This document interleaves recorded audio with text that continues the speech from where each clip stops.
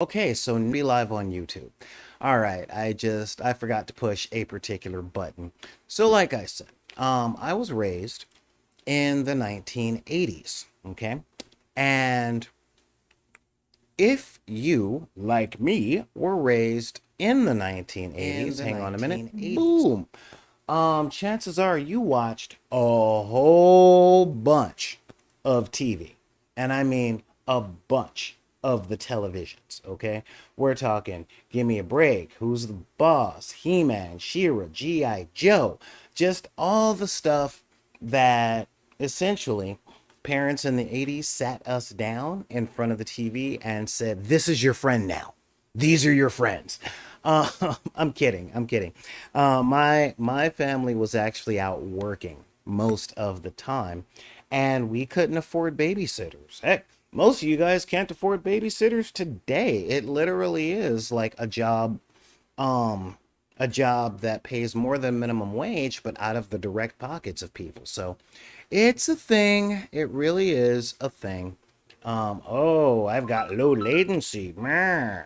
Oh man, this is just terrible. This is not great. I want my source. I want my 1080. Um, so as I was saying, what a lot of people got going, especially in regards to television, is that we watched a lot. And I will tell you, um, hey, I want to say what's up to my chat guys from YouTube. E1 tell you, hey, what's going on? He actually just said hi. Not even sure who that is, but hello and thank you for coming. Bring some friends. We gonna talk about the TV. I remember when I was growing up, I had so many different shows to watch.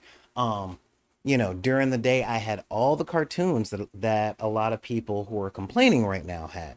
We're talking He-Man, She-Ra, G.I. Joe, um, Thundercats, Silverhawks, Jason the Wheeled Warriors, the Disney Afternoon, Gargoyles, and then after that, I had the nightly sitcom or the nightly, after dinner television watching, um which is like Star Trek The Next Generation, Star Trek Deep Space Nine, the A Team, Knight Rider, Street Hawk, Airwolf, because Jan Michael Vincent was made famous again by Rick and Morty. I mean, seriously, it's really all that stuff I had. Okay, especially the sitcoms. Okay, I could keep going on, so I will. Different Strokes, Who's the Boss, Family Ties. Later on, The Cosby Show. Um, later on, The Fresh Prince of Bel Air. I'm bringing up all this stuff for a particular reason, and that is this. Oh, and of course, The Wonder Years. And why am I bringing this stuff up? Because that was my childhood. That was what growing up was. These were my friends. These were my playmates, you know. And in truth, and this is a really, really big thing, I watched so much TV as a child. I didn't need a clock. I could be like, "Oh, it's second commercial break on the A team. I guess that means it's 7:26." And of course, um mini series like V and all the Stephen King stuff. And when I was a kid, um everything was episodic. It really didn't have any long-standing story arcs. That didn't start until Deep Space Nine. And now as an adult, we've got so much of what we call prestige TV, right? I mean, we've got our Breaking Bads, our Mad Men, our Sopranos, our Game of Thrones, our Ozarks, just everything that we see that's coming out on a weekly basis or on a binge basis. Now, there's a show that started on NBC, and was it NBC? I'm not quite sure, but it wrapped up its contract on Netflix, and that is the dark comedy police procedural Lucifer. And for those of you guys that watch the show and haven't gotten around to watching it, or watching the new one, the new season just dropped, and mild spoilers, it's the final season of the show. Okay? Um And I was kind of feeling some kind of way in regards to that. Primarily, it's interesting when I see a show that runs from beginning to end and then wraps up. And not just TV shows, but a lot of film franchises too, like the end of the Lord of the Rings trilogy. What are some other well, tell you what, guys, if you're in the chat right now, just name some film trilogies that literally only had three. Or actually just the ones that wrapped up. Harry Potter comes to mind. Um, and the feeling that we get when the story comes to a close, knowing that there will not be any more of this story. There might be spin-offs. There might be a prequel series. There might be a prequel story. Oh, thank you very much, Vixen. Yeah, Back to the Future is a great example of that. Um, but when I was a kid, when I saw the end of a movie trilogy, heck, when I saw the end of a movie, I'm like, oh, okay, well, that was fun. And sequels and follow ups were kind of privileges. They were a lot more like frosting on the cake, if you will. It was like, oh, Jason, my man, Godfather. Exactly. Godfathers 1, 2, 3, nevermore shall there be Michael Corleone. And there used to be this sense of being able to be satisfied with an ending. Okay. Um, when we talk about that, when we talk about endings to something, I'm noticing now in the 21st century that there's more of a feeling of goodbye. Why do I feel like I'm breaking up with someone? Um, I remember the end of The Fresh Prince of Bel-Air, and that did seem like the end of an era, not end of an error. But when that wrapped up, it was like, it's been going on for a while and the story's over. Will has finally grown up. Um, Keep in mind the Cosby Show ended, so, content warning. I am going to be talking about the Cosby Show in light of everything that happened to its main star. Um, but when that ended, I was a little upset because there was still two kids in that house that hadn't made it to adulthood, being Rudy and Olivia. But at that point, I was kind of tired of looking at them. But now we're in the age of prestige TV. And when Deep Space Nine ended, I was like, well, I guess that's the story of my characters. So, all right. I look forward to another Star Trek show. And no, I'm not going to start watching Voyager. Um, I have since. Don't worry about it. Um, but when it comes to ending of television, with this wonderful creation that has allowed me to be in your guys' ear right now, the internet, I've been noticing a major, major thing over the past few years. And that is when things end, we don't seem to really, um, what is the term I'm looking for? We really don't seem to be satisfied when stuff ends. I was thinking about this a lot because, again, the show that I've been looking forward to has finally wrapped up 5 seasons and done. And its ending was pretty definite. Okay. It doesn't seem like there can be a spinoff, and anything that comes after it, unless it's done really, really, really, really more expensive than most networks would be willing to pay their writers, done well. Anything beyond that would seem like kind of a cash grab, you know? And don't get me wrong, sometimes we like the endings, sometimes we hate the endings, sometimes we go, what kind of ending is that? I'm looking at you, Sopranos. Um, but the fact is, when I look back at a lot of the stories that I've come across, um, only recently have I discovered sort of a resentment to turning the last page of the last book and putting it down. Okay. That's kind of like what prestige television and stuff is like. Now we've got some endings that people love, like Breaking Bad. Um, that story wrapped up. It left one loose end that people were like, no. And that even got a little movie that I didn't particularly care for, but I didn't really need it. So, not saying it was bad quality, and if you like it, go ahead. Just wasn't really my thing. Um, but it overall had a good ending. The same with the show The Sons of Anarchy. That was one of my favorites. Because these shows may have titles that say group ensemble cat, but really we're only following like one or two characters. Let's be real. All right. Um, and then you got the ones that people are not happy with on any stretch of the imagination. Yeah, I'm looking at you, Game of Thrones. Um, most people that are on the internet, God, they hated the way it ending. Ironically, the people that don't live on the internet, they were like, okay, it's over. Um, and I start to wonder, as a society in the 21st century, do we want an amazing ending? Like, can we be satisfied with an ending? Or do we fall in love with the settings and the worlds that these shows build so hard that we're afraid to leave them?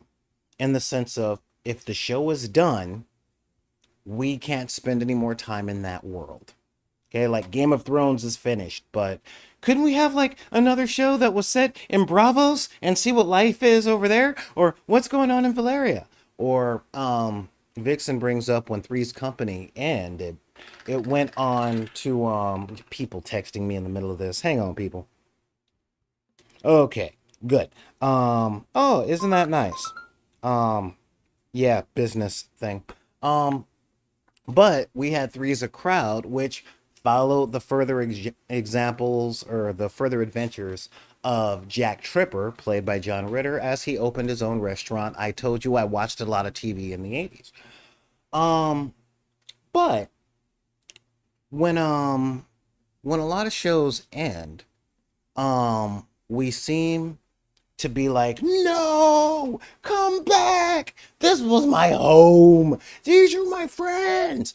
Or again, those mediocre endings like Mad Men and The Sopranos. I don't know if people didn't like the ending or just didn't like the world. I don't know what's up. Oh, we got I want I won tell you over here on YouTube is saying positive responses to the ending of regular show and Adventure Time. And that is a very good point. With children's television, stuff that's specifically marketed toward kids for the after school demographic, that doesn't seem to be the case. I mean, people do tend to want spin-offs. I do remember when Avatar The Last Airbender ended, I'm like, you know what, war's over. They can't, okay, all right. I miss these guys. Um, and I would have loved to have seen further adventures of Aang and hope that those guys, the voice actors and the animators and stuff, had gotten more work. But yeah, that story was over. Um, Now, with Adventure Time and regular show and stuff like that, I didn't really watch those shows, but what I did notice was a lack of on YouTube about it. Um, so yeah, it really makes me wonder when it comes to television against modern life, not just the past 3 years living in the United States, but just modern life in general in the 21st century. Are we looking um are we looking to fall into these worlds or to have that much stock in escapism? I don't know. I mean, I really want to know what you guys think. So, um, if you're just showing up, yeah, I want to know what you guys think. But push subscribe, push like, talk to us in the comments. I got the chat up and going and all that stuff, and we're doing that thing. So that in and of itself would be kind of neat. Um, I'm gonna do something here real quick, and that is, yeah. So, what I'm gonna do is now we're live again. All right, cool. Um, so with that, I want to talk about gritty realism. Um, the last conversation, the last subject that we were talking about, was the end of television shows and how we feel about them. But as long as we're talking about escapism, this is something that I hear, that I see a lot, with a lot of subjects, and that is um, realistic stuff, real stuff. And I find that when most people, I found that when most people talk about realism, what they tend to really be talking about is darkness, is meanness, is grit. Now, on the YouTube channel and a live stream or two ago, I did a video of I believe it was why I don't play 40K or something. Um no, that I'm actually working on that one. I'm not sure if it's going to be a video essay or just another casual talk like we're having. Um but there is a sense of a lot of people, especially folks in the United States, that are very loud on the internet about how happy endings, altruistic people, or um or institutions that want to do good and succeed in doing good aren't realistic. Now, don't get me wrong. I've seen things. I have seen sea beams off of the shores of Andromeda. I've seen fires in the middle of space. I've seen riots and gangs. I've seen many things, and all of those moments will be lost. Like, never mind, never mind. As I said, I've seen lots of things, and one of the things that I've seen more than anything else, are people doing their best to be good to at least the people they know. Okay. It's like a lot of people. I was watching a video about Warhammer 40K and the grim darkness and how you have to be ruthless to make it through this world. And I'm like, where do you live? I mean, seriously. I grew up in gangland, and there are some people that think, oh no, you got to be gangsta, maybe to make it through the neighborhood. But the world as a whole, I know in my heart that there are people that believe that.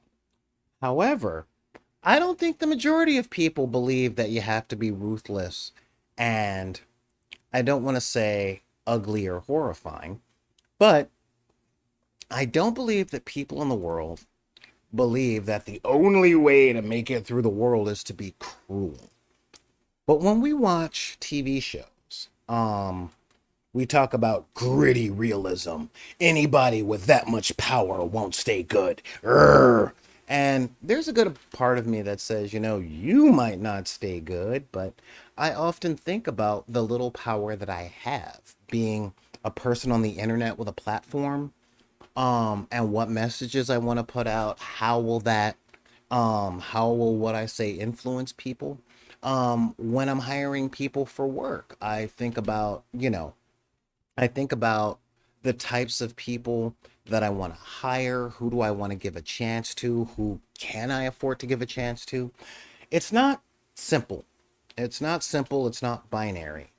Um, Everything that I do and think about tends to be pretty, what's the word? Complex. It does tend to be complex. Um, but I will say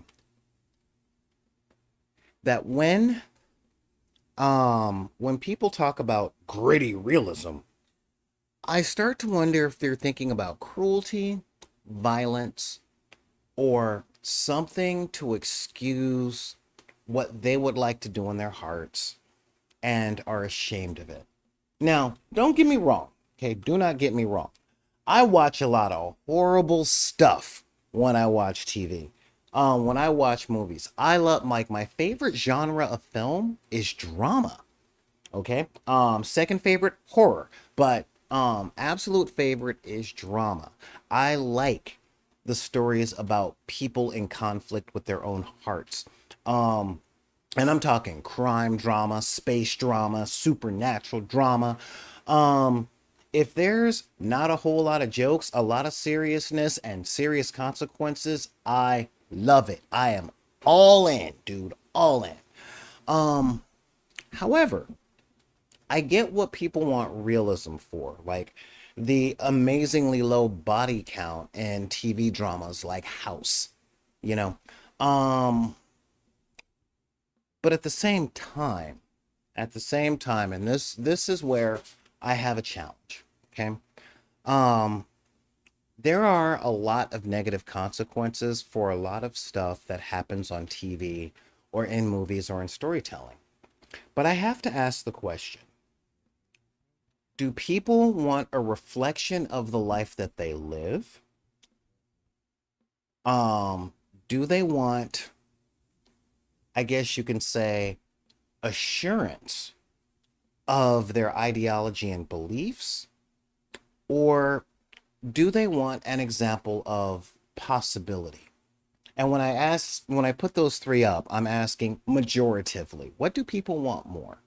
You know, I know I myself, I look at things like The Godfather. I love the Godfather trilogy. And yes, I said trilogy. I even like part three, although I might watch part two like twice to three times a year and watch part three like once every 2 or 3 years. But I love The Godfather. I love the storytelling. I love the writing. I love the drama. Um, but what I don't want is to live in that world. I don't want to be Michael Corleone. I don't want to be Sonny Corleone. I don't think anybody wants to. Fredo didn't even want to be Fredo. But yeah, I don't want to be these things. I don't want to live in these worlds. I like observing them. And this is where the gritty realism thing takes me. I often talk with my girlfriend about the way that we ingest media. Okay. Now, growing up as a disenfranchised American, I've known that these stories that I grew up watching from the sitcoms of the 1980s, other than Good Times, but that's a different conversation for tomorrow night down at the docks. Um, and from, I guess you can say, from the 80s sitcoms to modern dramas, those stories are not written with me in mind. So I'm not Neo in the Matrix. I'm not Michael Corleone. I'm not, um, excuse me, Frodo Baggins. Okay. The majority of entertainment, at least in the United States, are made for cis het white people. You know, the biggest excuse is, well, I don't know if that'll play in the Midwest. And last I checked, there weren't that many people from Guatemala in the Midwest. You know, it's just not really a thing.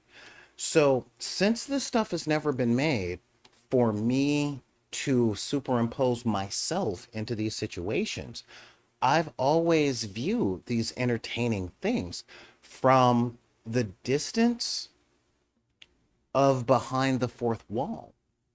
Okay. Um, I don't imagine that I'm Neo. I don't imagine that I'm Tony Soprano. I'm a dude watching all this stuff. And I go, wow, that's a thing. Um, in a very similar way. to the significant other of a sports fan watching a football game. Um, they're not the quarterback. They're going, okay, I'm watching the quarterback. I'm not even sure what they're doing. Could somebody explain it to me? And that's not a perspective that I can have. So, since I'm not the market demographic, um, and I grew up in a gritty place that had crime and crime and poverty and drugs and violence and bad cops. When I watch stuff, I don't really desire for a representation of that stuff. Um, I have a hard time when people want to, I guess you can say, imprint themselves onto characters and stories while complaining about stories that take place in areas and under circumstances that they would never live in. I mean, ever. Um, Example, I grew up in South Central LA in the 90s. So my life was a lot like The Wire. Okay. Baltimore took up that whole thing after. And I don't know one person that watched The Wire and said, yeah, I want to be Wallace. I know a lot of people who wanted to be Omar, but yeah, it's when it came to that, it's like I don't know a whole lot of people that impose themselves onto characters in this setting except for the savior and the hero. And I get it. I get wanting to be a hero. Um, but at the same time, boop boop boo. Um, oh, the stream is repeating. Oh, okay. Hmm. Well, okay. Just reload the stream. Sorry about that, chat. Um,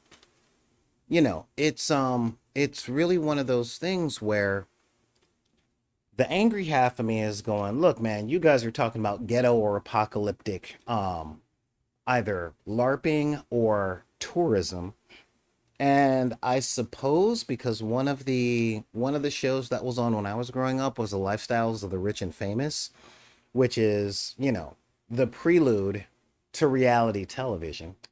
Um, but it still had that sense of, and this could be you. And I'm going, yeah, no, no, that can't really be me.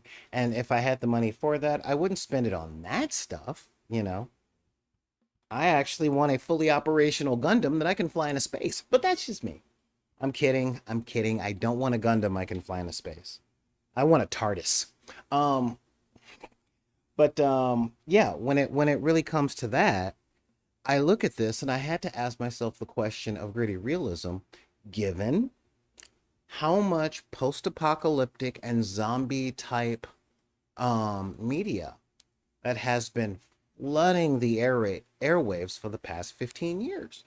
Um, Now, real talk, I have skills of surviving um a pseudo apocalypse. Like if society crumbled, um as long as I didn't come across bandits or forest pirates, I would be able to sustain pretty well for a while, okay? Um Primarily because, well, I paid attention in 8th grade science class. I say a while because I really don't have much preparation for disease or fungal infections and things like that. But yeah, last night I started watching a show about something like that, and I'm like, dude, these people, I don't get them. um, but having grown up in an environment where I had to search for resources, and I've talked about this on the channel a whole lot.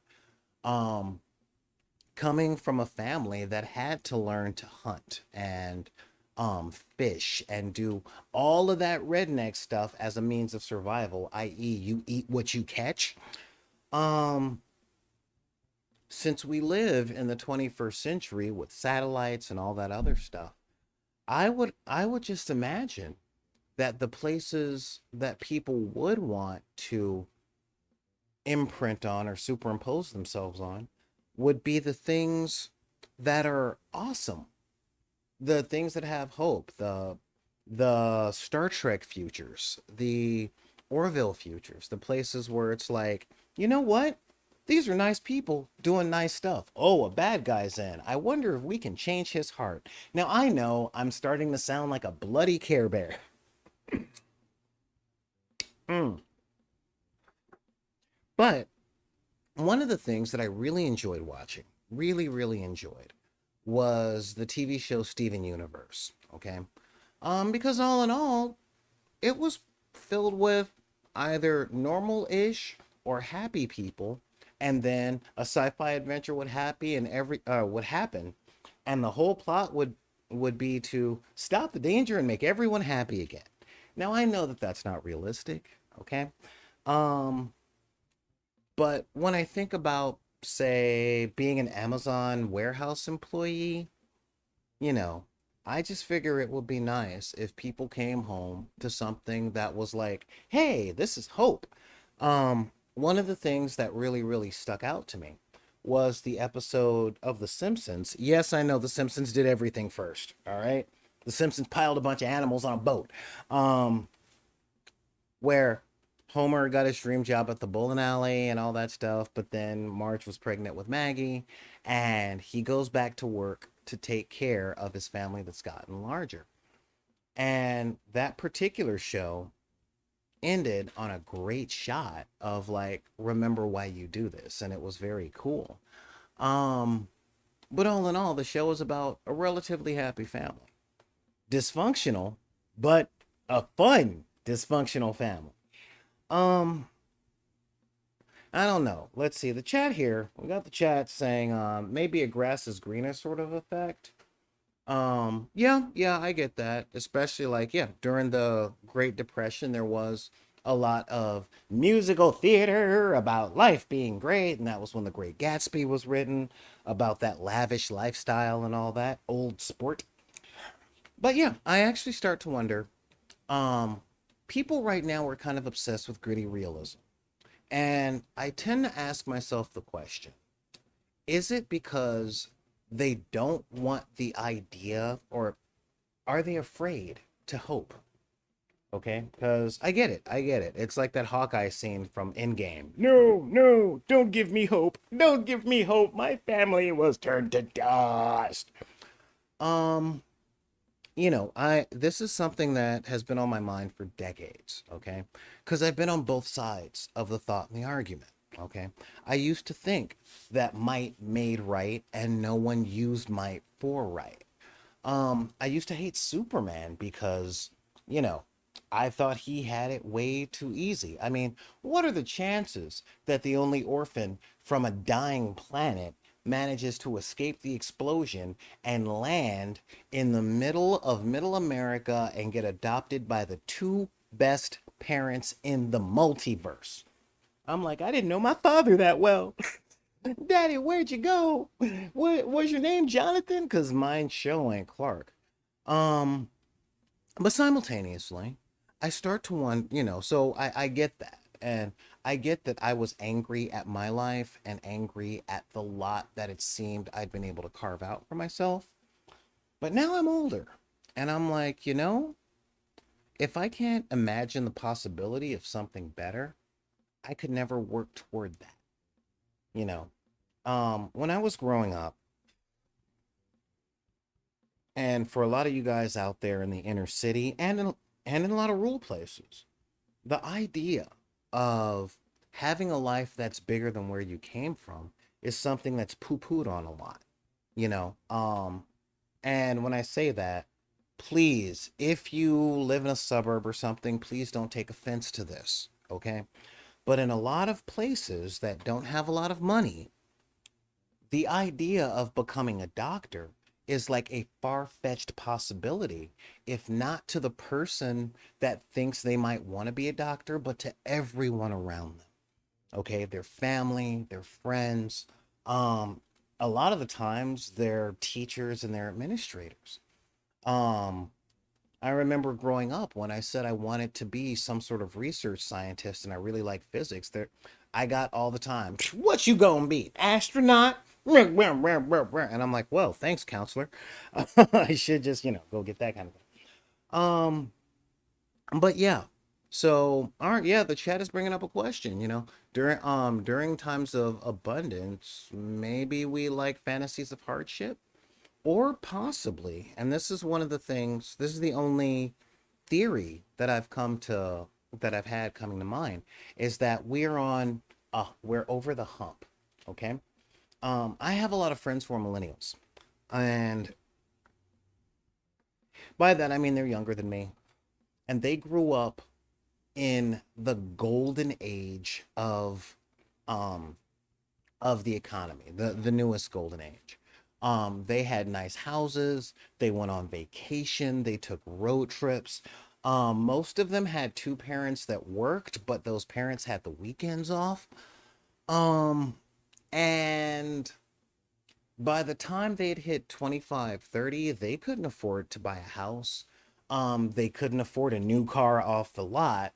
Credit had taken a much bigger role in establishing your adult life. And oh my God, the debt, the debt that they were in.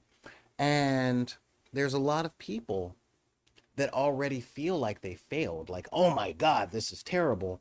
Um, and I say that to say maybe this grim and this gritty realism is a reflection of what a lot of people think about their lives. Not because they grew up in the ghetto like me, but because they grew up in a pseudo ghetto where all of the adults their entire lives had so much more at their age than they have now. I mean, maybe that's it. you know if you guys are watching or you're new to the channel and stuff, I this isn't a channel where we go, you're stupid, you're wrong, which probably explains why we don't have that many subscribers. We ask the questions and we try and suss them out. No, I'm not a philosopher or a behavioralist and stuff, but I know a few. But honestly, I'm really asking these questions because at the end of the day, I want us to have a decent life. I want us to have decent perspectives and perceptions of what life is. And, you know, my tool is escapism, watching TV, reading comic books, playing role playing games. And when it comes to playing the role playing games, I like to imagine um, a world where things can be better. Because if we can't imagine it, then we have nothing that we know to aim for. And that's really important. That really is. But I don't know. I don't know. What are your thoughts? Seriously, what are your thoughts on whether or not things can be better or why gritty realism is so important? Um, because these are things like, if I live in my own head, I can live in my own head for days, and I like having conversation. Really? I guess we're having a short show today because I am being played off. Isn't that fun? If you guys have managed to stick around this long for the video, thank you. Thank you. Please like, subscribe, share.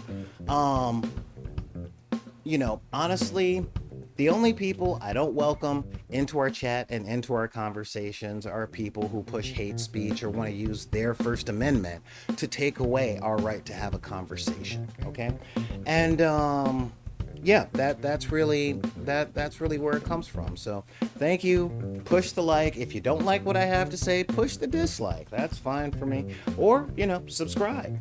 See what else I'm pulling out of my butt to talk about. But all in all, I really want to know what a lot of you guys have to say about this. If you want to contact me personally, I'm totally up for that. All you got to do is send an email to backinthedeck@gmail.com. That's BACKINTHEDECK @gmail.com. Or you can hit me up on Twitter @backinthedeck, Instagram @backinthedeck. And if you were part of that wretched hive of scum and villainy known as Facebook.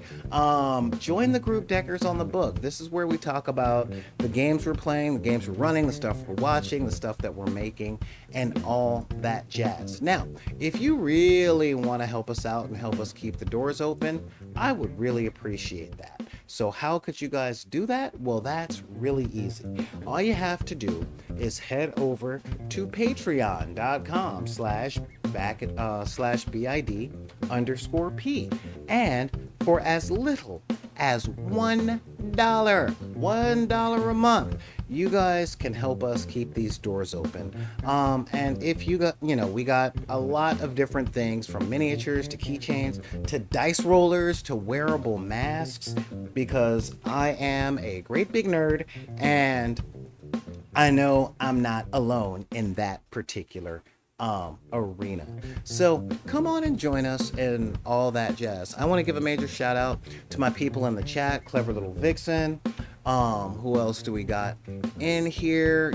Not just my chat, but my lurkers too. Clever Little Vixen, Drop Dog, Remux, Strange Little Man, what's going on? We miss you. I want to tell you, Chasen, and all you lurkers out there, thank you very much for showing up today. And if you guys want to talk to me on the community page on the YouTube, that's perfectly fine. I'm totally willing to do that. Doing this as a full-time job, it takes all of your time. So it is a full-time thing, which means I'll be totally available to check and interact with you guys. But in the meantime, if any of you guys are told by anybody that you can't like what you like, or you're not welcome to play or watch something because of the circumstances of your birth, be it race, religion, creed, gender identity, sexual orientation, your disability, or your budget, you just tell them that we said to take any of those cards and put them back in the deck. This is Solar Gray, the Cinematic Sorcerer, saying thank you guys for helping me bust a recap on some TV, and join me sometime this week on the dark side of the room. I'll see you guys later.